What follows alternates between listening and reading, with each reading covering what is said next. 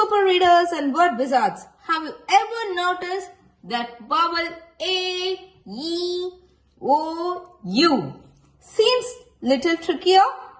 One day they make a short sound like cat, dog. Sometimes they come up with the long sound cake, boat. Today we are unlocking the vowel secret. Get ready to learn.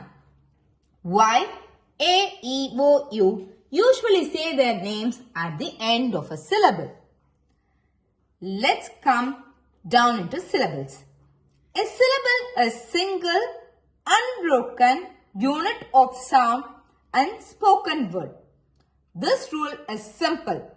When a vowel is at the end of the word, usually say their names.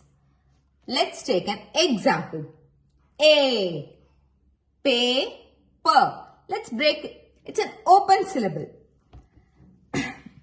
Crazy. It's an open syllable again. Baby. Now, went. Hero. O, easy one. Go, no, so, total. U, unit, uniform, unit, uniform, human. So, when they don't say their name, when the syllable is closed, like cat, see this is a closed syllable. Dog.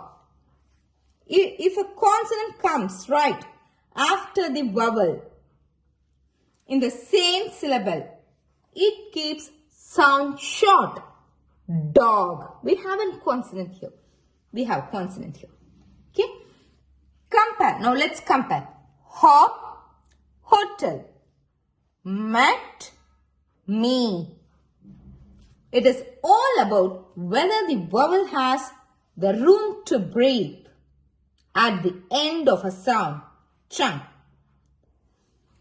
So remember the secret? If the vowel is at the end of a syllable, please make a note, at the end of a syllable, then they say their names.